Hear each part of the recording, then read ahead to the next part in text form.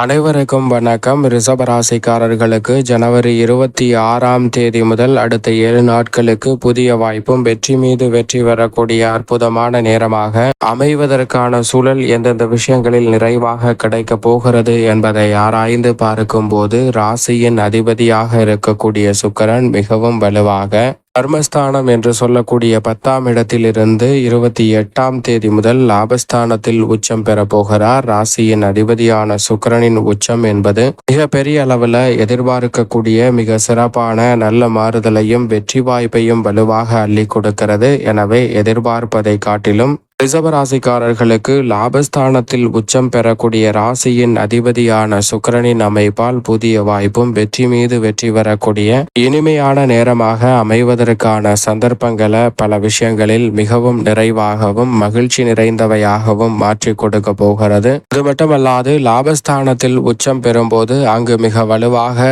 ராகுவுடன் இணைந்து சஞ்சரிக்க போகிறாருங்க. சுக்கிரனின் நட்பு கிரகமான ராகுவுடன் இணைந்து சஞ்சரிக்கக்கூடிய இந்த வேளையில் ரிஷபராசிக்காரர்களுக்கு இரட்டிப்பு நன்மை உறுதியாக உண்டு. எனவே புதிய வாய்ப்பும் வெற்றி மீது வெற்றி வரக்கூடிய அற்புதமான தருணமாகவும் இந்த வேலை அமைவதற்கான நல்ல சந்தர்ப்பத்தை மிக வலுவாக உச்சம் பெறக்கூடிய ராசியின் அதிபதியான சுக்கிரன் ஏற்படுத்தி கொடுக்க போகிறார். அதிலும் குறிப்பாக கலைத்துறை, அரசியல் துறை, தொழில்துறை, வியாபாரத்துறை என பல பணிகளில் மிக சிறப்பான நல்ல வாய்ப்பையும் வெற்றி மீது வெற்றி வரக்கூடிய அற்புதமான நேரமாக மாற்றி அமைக்கக்கூடிய சந்தர்ப்பத்தையும் நிறைவாக அள்ளி கொடுக்கிறாருங்க. எனவே மிக பெரிய அளவிலான காரிய தடைகள், சிக்கல்கள் போன்றவை இந்த தருணத்தில் விலகுவதோடு நீங்கள் எதிர்பார்க்கக்கூடிய தனரீதியான வருவாயையும் முன்னேற்றத்தையும் உருவாக்கி கொள்ளக்கூடிய வகையில் மிகவும் சிறப்பான பல சந்தர்ப்பங்கள் இந்த தருணத்தில் உங்களை தேடி வருவதற்கான அற்புதமான வாய்ப்பு வலுவாக கிடைக்கிறது. எனவே பெரிய அளவிலான காரிய தடைகள், சிக்கல்கள் விலகுவதோடு நல்ல முன்னேற்றம் நிறைவாக உங்களை தேடி வரும். அது மட்டுமல்லாது சந்திரன் இந்த வாரத்தின் துவக்கத்தில் அஷ்டமத்தில் இருந்தாலும் 28ஆம் தேதிக்கு பிறகு அஷ்டமஸ்தானத்தை விட்டு விலகி பாகியஸ்தானம் ஆகிய 9இல் சூரியன் புதனுடன் இணைந்து வலம் வர போகிறார். அதற்கு பிறகு கர்மஸ்தானத்தில் நுழைய இருக்கிறார்.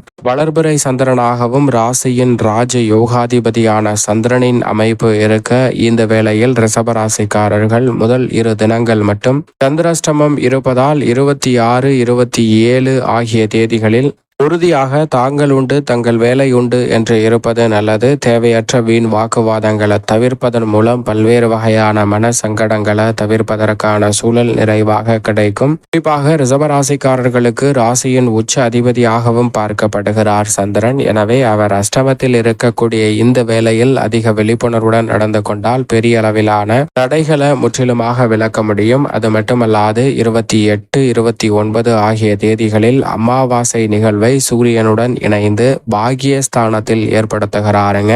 வருடத்தில் எத்தனையோ அமாவாசைகள் வந்தாலும் மிக முக்கியமான அமாவாசையாக தை அமாவாசை பார்க்கப்படுகிறது. எனவே இந்த வேளையில் உறுதியாக தவறாமல் முன்னோர் வழிபாட்டை மேற்கொள்ளுங்கள். அப்படி முன்னோர் வழிபாட்டை மேற்கொள்வதன் மூலம் ஏன் எதற்கு என்று தெரியாமல் இருந்து வந்த பல தடைகள், தாமதங்கள் விலகுவதால் புதிய வாய்ப்பு உறுதியாக உங்களை தேடி ரிஷபராசிக்காரர்களுக்கு தடை தாமதம் இல்லாமல் கிடைப்பதற்கான அற்புதமான யோகம் உண்டு என்பதையும் தெல்ல தெளிவாக உறுதிப்படுத்துகின்றன கிரகநிலைகள். அதோடு மட்டுமல்லாது முதன்மை கிரகமும் உஷ்ண கிரகமுமாக இருக்கக்கூடிய சூரியன் பாகியஸ்தானமாகிய 9இல் இருப்பதால் பல்வேறு வகையில அலைச்சல்கள் குறையும். கெடுபடியாக இருந்து வந்த பல பணிகள் தளர்வாகவும் துரிதமாகவும் நடைபெறுவதற்கான நல்ல வாய்ப்பு இந்த வேளையில் நிறைவாக கிடைக்கிறது. மேலும் வித்யாகாரகரான புதனும் 9இல் பாகியஸ்தான சூரியனுடன் இணைந்து பாகியஸ்தானத்தை வலு சேர்க்கிறார். எனவே பல வகையில பல்வேறு வகையான சுப நிகழ்வுகளில் ஏற்பட்ட தடை தாமதங்கள் விலகும். புதிய முயற்சிகள் அனைத்தும் மிக பெரிய அளவில்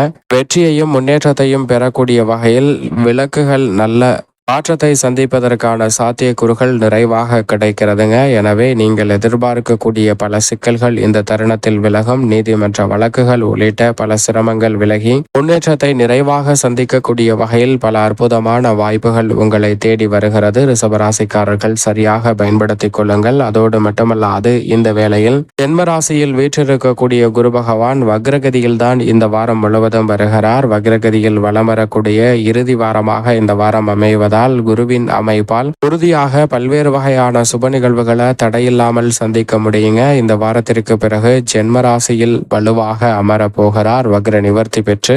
எனவே அதற்கு முன்னதாக இருக்கக்கூடிய இந்த வாரத்தில் எதிர்பார்ப்புகள் மிக பெரிய அளவில் பூர்த்தியாகும். உங்களுடைய சிறு முயற்சி கூட புதிய வாய்ப்பையும் வெற்றி மீது வெற்றி வரக்கூடிய அற்புதமான நேரமாகவும் இனிமையான சந்தர்ப்பமாகவும் அமைவதற்கான சூழலை நிறைவாக ஏற்படுத்தி கொடுக்கிறது. எனவே சரியாக பயன்படுத்தி கொண்டால் மிக பெரிய அளவிலான காரிய தடைகள் முற்றிலுமாக தவிடுபடி ஆவதோடு முன்னேற்றத்திற்கு வழிவகை செய்யக்கூடிய பல சந்தர்ப்பங்கள் இந்த தருணத்தில் தடை தாமதமின்றி உங்களை தேடி வருவதற்கான மிக சிறப்பான வாய்ப்புகள் இனிமையாக கைகூட போகிறது. எனவே ரிஷபராசிக்காரர்கள் சரியாக பயன்படுத்திக் கொள்ளுங்கள். இந்த வேளையில் முழு சுபகிரகமாக இருக்கக்கூடிய குரு வக்ரத்தில் இருப்பது குடும்பத்தில் நிலவி வரும் பல்வேறு வகையான பிரச்சனைகளுக்கு சுமூகமான தீர்வு காண்பதோடு மட்டுமல்லாது குடும்பத்தில் மகிழ்ச்சியும் ஒற்றுமையும் திருமணம் உள்ளிட்ட பல்வேறு வகையான சுப நிகழ்வுகளை இனிமையாக கைகூடுவதற்கான முதன்மையான யோகத்தையும் அள்ளி கொடுக்கின்றன. எனவே பெரிய அளவிலான காரிய தடைகள் சிக்கல்கள் இந்த தருணத்தில் விலகும். நல்ல முன்னேற்றமும் உடல்நலம் சார்ந்த திருப்திகரமான சூழலும்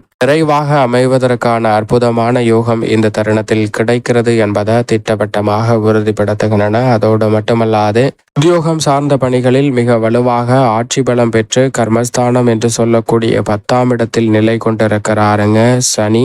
அவருடன் இணைந்து சுக்கிரனும் சஞ்சரிக்கிறார். பிற்பகுதியில் உச்சம் பெறுகிறார். எனவே கர்மஸ்தானத்தில் சனியுடன் இணைந்து வலுப்படுத்தக்கூடிய இந்த தருணம் என்பது ரிஷபராசிக்காரர்களுக்கு மிக சிறப்பான வாய்ப்புகளையும் பல அதிரடியான முன்னேற்றங்களான சந்தர்ப்பம் நிறைந்த சூழலையும் நிறைவாக அள்ளி கொடுக்க போகிறது. எனவே தடை தாமதங்கள் மிக பெரிய அளவில் விலகும். எதிர்பார்ப்பதை காட்டிலும் புதிய வாய்ப்புகளும் சந்தர்ப்பங்களும் மிக சிறப்பாக தேடி வருவதற்கான நல்ல வாய்ப்பை அற்புதமாக ஏற்படுத்தி கொடுக்கிறாருங்க சனி பகவான். சாதகமாக பயன்படுத்தி கொள்ளுங்கள். செவ்வாயும் தனஸ்தானத்தில் வலுவாக வீற்றிருக்கிறாருங்க. எனவே செவ்வாயின் அமைப்பு காரணமாக குடும்பத்தில் பல்வேறு வகையான சுப நிகழ்வுகள் விருச்சிக ராசிக்காரர்களுக்கு கைகூடும். நீங்கள் எதிர்பார்ப்பதை காட்டிலும் புதிய அசையும் அசையா சொத்துக்கள் வாங்கக்கூடிய முயற்சியில் ஏற்பட்டு வந்த தடை தாமதங்கள் விலகி துரிதமாக பல பணிகளை மேற்கொள்வதற்கான நல்ல யோகமும் இந்த தருணத்தில் நிறைவாக உண்டு. நிழல் கிரகமான ராகு லாபஸ்தானத்திலும் கேது பூர்வ புண்ணிய ஸ்தானத்திலும் நிலை கொண்டிருப்பது